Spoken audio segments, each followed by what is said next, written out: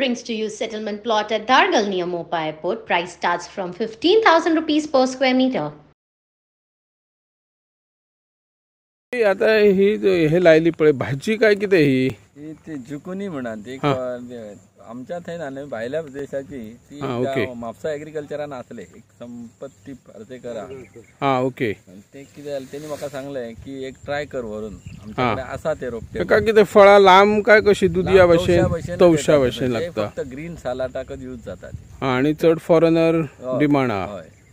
हे आता तुका बिये मेळले काय झाड बी झाडां मेळ्ळी झाडां मेळ्ळी ही आता कितल्या दिसाची झाडां असतली एक महिना वयर जाले ते आता केन्ना फळां लागतली म्हणटा ऑलरेडी लागल्या तेका ही पळय आसा ही पळय जाल्या तेका ल्हान जाल्या ही ओके काय कशी बाजारान काय किंमत असता त्याची आयडिया ना विचार पळोवया म्हटले आता ते किलोनी असतली किलोनी तेचेर ओके येस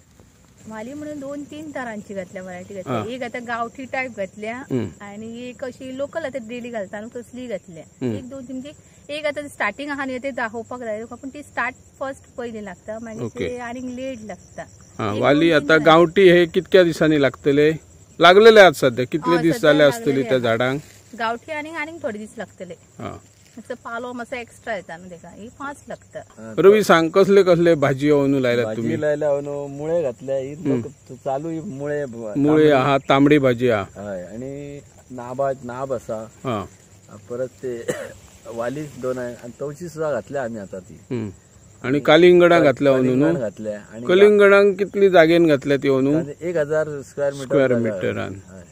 आणि कसले पुरसू लायल्यात मिरची गावठी मिरची आमची असता पळय बाजारात हे आणि वेगळीच तुझ्याकडे कसली तरी भाजी आसा हांगर पळय ती तेका कितें म्हणटात कुनी म्हणा फॉरेन भाजी एक्चुअली ते आमकां ते एग्रीकल्चरान म्हापसा मेळ्ळे ते आम्ही घेऊन येयले सिडलिंग तेंचे ओके आता हो तू गेल्या वर्सा न्हू भरपूर हे केल्ले झेंडू फुलांची लागवड केल्ली आणि आताचे भुरगे न्हू शेती नाका खंय तरी सरकारी नोकरी मेळता जाल्यार पळोवया त्या भुरग्यांक तू काय संदेश दिवंक सोदता त्यांनी ते एक्चुअली प्रॅक्टिकली पळोवंक जाय तरच तांकां ते अनुभव येतलो बेश्टेच हांगा आमी सांगले आनी हे एग्रीकल्चर करचे अशें जातले तशें जायना ते एक्चुअली तेंच्यांनी पळोवंक जाय करूंक जाय न्हय आता तुवें ही वेगवेगळो प्रयोग केला शेतीचो म्हण भाताचो म्हण किंवा भाजीपालो किंवा फळां फुलां तुका कोण मदत करता काय भायले कामगार हाडटा तू भायले आमच्याकडे एक 2 जाण आसात एक सुरेन वाडकर म्हणून आणि ते आणि एक आसा आणि आमची मिसेस आम्ही सगळी मेळून करतात घरची मंडळी काम दिता आमच्याकडे कायमस्वरूपी आता खूप वर्सां जाली 7-8 वर्सां जाली आमच्याकडे आसा तरी तुम्ही शेती करपाक ना कितलो टाइम दिता सरकारी नोकरीक सर्वसाधारण 8 वरां म्हणटात 8 वरां दितात अशें शेताक कितले दिवचे पडटले कितें करता सांजचे चडशे 3-4 वरां आमी 3-4 वरां सकाळी आमी तशे येयना तेच पळयतात आसतात ते आणि उदकाचो बी काय प्रॉब्लेम उदक मेळता आता आमी बेगीन केला म्हणजे मातशे मे म्हयन्यान मातशे कमी जाता उदक न्हय तेका लागून ते कमी उदका लागून आमी आता बेगीनच लायले मिरसांगो फास्ट म्हणजे एक उदक मागीर सोंपता मातशें फास्ट धरला आणि म्हाका सांगा रानटी जनावरां पासून काय धोको आसा गवेरेडे येतात तेचो काय बंदोबस्त करना कृषी खाते ट्राय करता हे पळयना कंपाऊंड अशें केल्या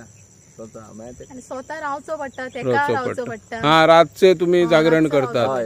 ना जाल्यार इतले हे केल्ले एका दिसान उडयता तो ओके कितली अशे कळपान येतात ते काय 1-2 जाण येतात 5 जाण आहात कळपानी येतात आणि म्हाका सांगा सरकार कडल्यान तुमकां काय मेळता येवजण कसल्यो तांकां सध्या हेका तशें काय ना न्हय अशें म्हणटा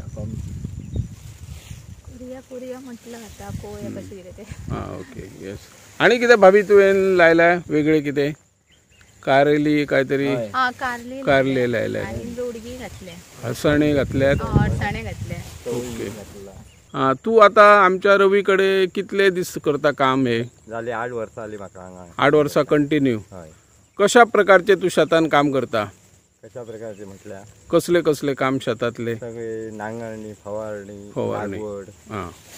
आणि देखभाल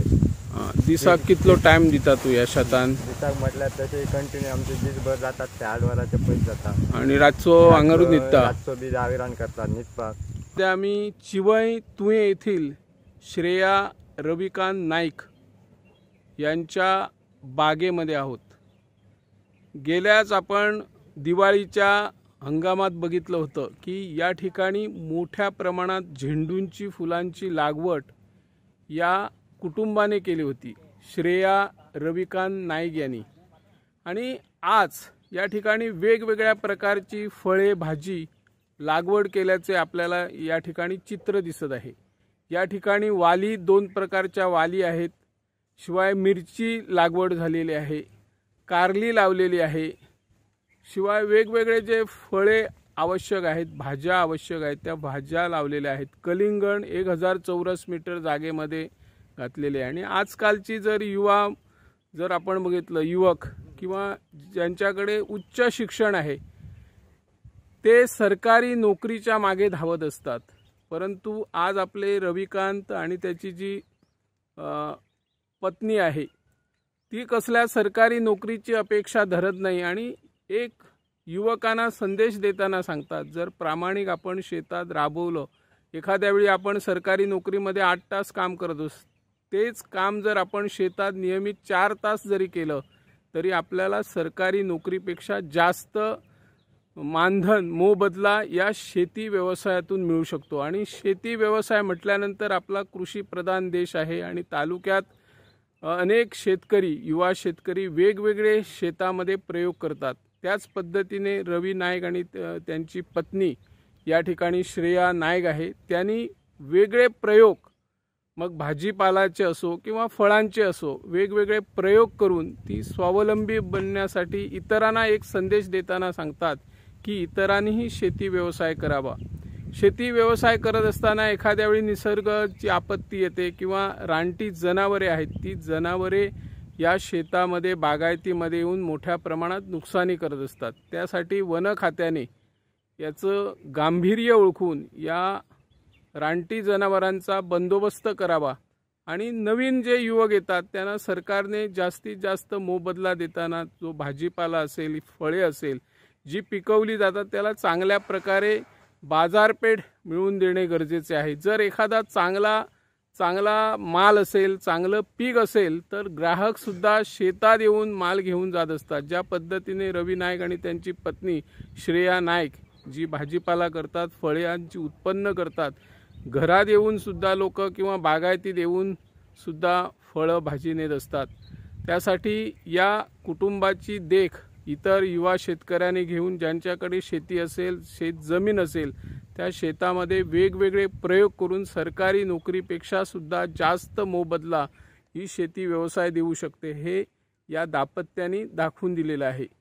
सरकारला या माध्यमातून आम्ही विनंती करतो की ज्यावेळी एखादी आपत्ती येईल, निसर्गाची हानी करणारी घटना घडेल, त्यावेळी लगेच सरकारने मोबदला देण्याची गरज आहे. आणि वन खात्याने